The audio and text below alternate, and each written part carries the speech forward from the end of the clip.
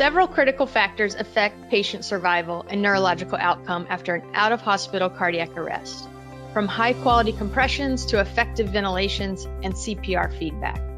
By implementing a coordinated set of advanced cardiac resuscitation techniques, 2 organizations have dramatically improved their rates of ROSC and survival for patients in their care. In this series, learn how you can implement this reproducible toolkit of practices, protocols, products, and mindset. My name is Ginger Locke. I'm an associate professor of EMS professions at Austin Community College in Austin, Texas, and the creator and host of the Medic Mindset podcast. I'd like to introduce you to Joe Powell and Kevin Joles. Joe is the Emergency Medical Services Coordinator for the Rialto Fire Department in Rialto, California. And Kevin, he's the Division Chief of EMS for Lawrence Douglas County Fire and Medical in Lawrence, Kansas. Joe and Kevin, it sounds like you've been on quite the journey. You've been working on this complex task of increasing survival from sudden cardiac arrest.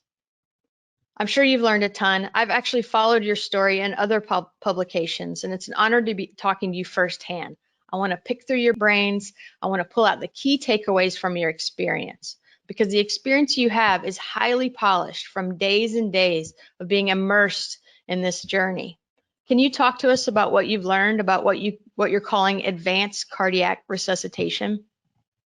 In Rialto, in our mission, vision, and values, we define how we bring value to our community as an organization that brings value to the community measured in lives saved and quality of lives protected. And so we have to look at that, right? And we have to say, how many lives are we saving, and what's the quality of those lives that we're protecting? And to be 100% straightforward with you, everybody likes to fight fire, and we love to go run into burning buildings, and we like to be heroes, but the life threat is really not on the fire side or the suppression side. The life threat is in the daily cardiac arrests. So we had to look at this ACR, or Advanced Cardiac Resuscitation Program, or this bundle of care, and say, how can we innovate? How can we increase the number of lives that we're saving? And how can we increase the quality of those lives? So we can't just save lives, right? Because if we're just saving lives and people end up in a nursing home where they're on life support, that's not increasing the quality of those lives saved. So we had to look at where we have the most bang for our buck, where we can save the most lives, and how we can increase the quality of those lives in that process. And so it was through this multiple steps, this bundle of care that we now call the Advanced Cardiac Resuscitation Program here in Rialto. Joe, you've developed quite the system. Can you tell me what are the exact 7 tools in this toolkit? The Advanced Cardiac Resuscitation tools, or the toolkit, or the bundle of care, there's 7 of them, right? And so number 1 is continuous uninterrupted compressions with a mechanical CPR device. Number 2 is use of an impedance threshold device. Number 3 is apneic oxygenation. Number 4 is head-up CPR. Number 5 is delaying defibrillation.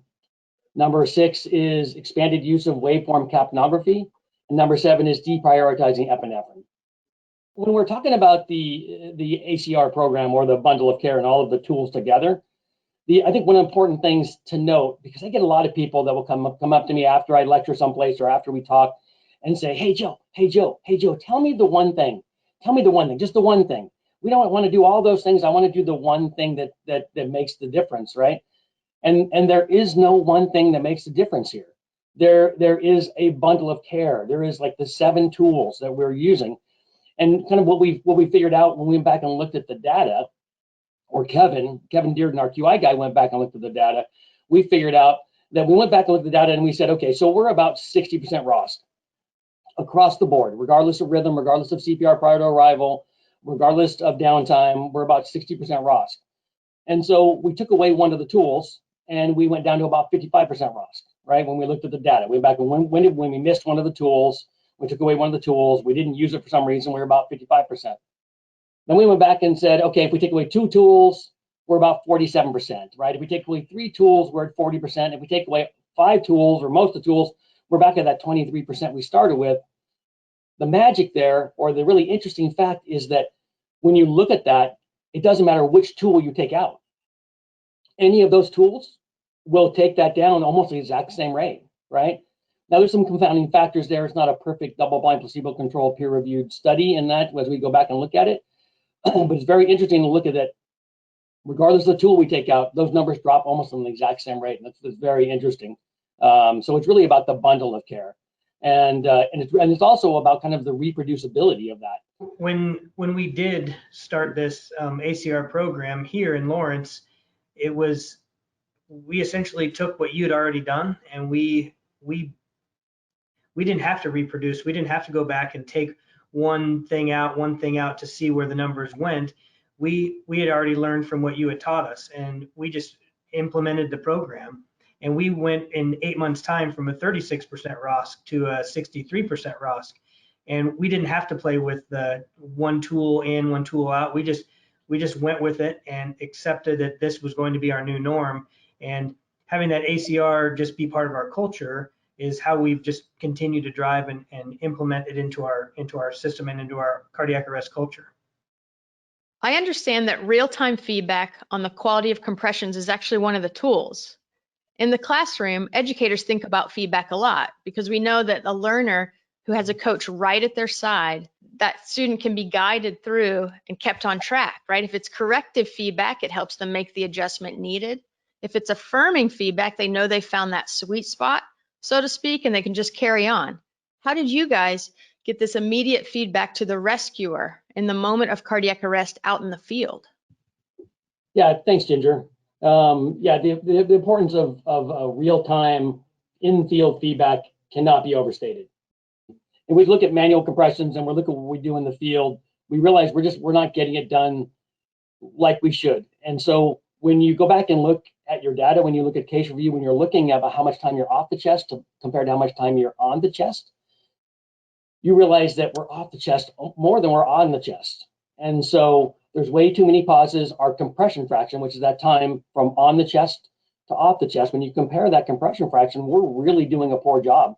When you look at the NIH prime study, they defined acceptable quality CPR as compression fraction of over 50%, which means that we're on the chest 50% of the time, we're off the chest 50% of the time. That's acceptable. That's acceptable quality CPR. And I pose to you that if we are off the chest for 15 minutes out of a 30-minute code, your patient is dead, right? They're dead. We can't do medicine like that. So we have to improve our compression fractions. And there's a couple ways to do that. Obviously, number one is having some type of feedback.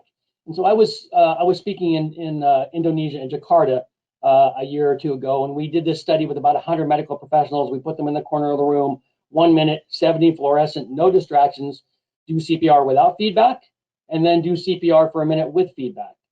And when you look at that without feedback, they were about 13% of the time in depth and rate, in the correct depth and rate, 13% of the time. And I would propose to you that if you're in the proper depth and rate 13% of the time, you should just call the coroner and go do something that's going to save someone's life, right? You should go save the chest pain down the road and not continue to only be in the proper depth and rate 30% of the time. That being said, when we put a feedback device, a real-time feedback device, they went from 13% to 47% compression fraction, almost triple compression fraction, which tells you you cannot do compressions without some kind of a feedback device. So that's extremely important. You have to have a feedback device if you're doing manual compressions. There's no question about it. Without that, you might as well not even be doing compressions, right? So we say all that, and then we kind of look at, well, how are we doing manual compressions? And we say nothing trumps compressions, nothing. And we go back and look at that through case review and through our data to make sure nobody's stopping compressions. And if you're not looking at it somewhere in your data, in case review, or in real-time video somehow, then you're stopping compressions. And in Rialto, we've really designed, we've written down what our acceptable pauses of CPR are. All right. So we have 4 acceptable pauses of CPR. And I'll tell you what they are, but understand that these 4 pauses we get something for each of these pauses. I buy something every time I pause. If I'm going to pause, I damn well better get something for my patient. So when you look at them, we have 4 acceptable pauses. To define what the 4 acceptable pauses of CPR are, that we've defined in writing in our department. They're very clearly 1 second to place a feedback device under the palm, 5 seconds to place a posterior defibrillation pad, 5 seconds to place a mechanical CPR device, and 2 seconds to let the auto pulse band size correctly so that it can do perfect compressions for you.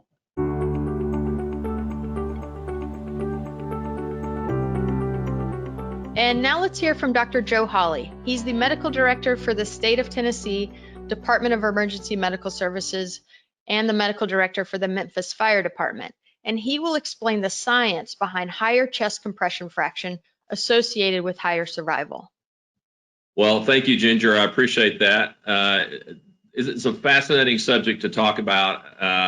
The folks at Rialto have done such a great job incorporating many different aspects that we'll be talking about into how to produce high quality outcomes with CPR. One of those things that you heard mentioned earlier was related to pauses during CPR. There's actually some really fascinating data out there related to pauses, and that really comes down to the chest compression fraction, or the amount of time spent on the chest doing CPR versus the total amount of time of the arrest. And the data is quite impressive related to CCF, or compression fraction. And there's clearly a correlation between compression fractions that are above 80 or 90% and much better outcomes. So the science there makes a lot of sense. Obviously, the more pauses that we have in cardiac arrest, the less time we're producing any kind of flow at all. And knowing that particularly manual CPR is extremely inefficient and does take some time to build up even the small amount of pressure and flow that is generated with manual CPR, those pauses result in pretty substantial decreases in flow overall. So studies that have looked at some of these different issues around chest compression fraction have clearly correlated the need for compression fractions above 80 or 90%, including some looking specifically at the auto pulse, and a realization that the auto pulse is able to generate actually better diastolic blood pressures than the manual CPR that was being done as well. I think another thing that's really important to realize here is that if you look at pauses that occur during CPR, what you see is that a very high correlation between pauses of significant length, and by that I mean pauses greater than 25 or 30 seconds, which actually can have a significant impact on mortality. In fact, there's one study that shows any pause greater than 30 seconds doubles your mortality. So all the tremendous efforts that we put into improving our CCF and improving all aspects of CPR can all be thrown out the window by one prolonged pause. Interestingly enough, the reasons for those pauses are pretty much what you'd expect. It's stopping for a pulse check, it's stopping for airway management. But interestingly enough, one of the most common reasons for a long pause in cardiac arrest is related to the placement of the mechanical CPR device. So the point there is, as you heard with Rialto, you absolutely have to choreograph and train on the placement of the mechanical CPR device so that you minimize those pauses. The benefits of mechanical CPR are pretty impressive, but what we don't want to do is lose all those benefits because we took too long in our placement of the device on those patients. Having said that, I think the other thing that's really important about mechanical CPR devices is that while the studies have shown that mechanical CPR devices aren't necessarily better than people, I think you have to take that with a pretty big grain of salt.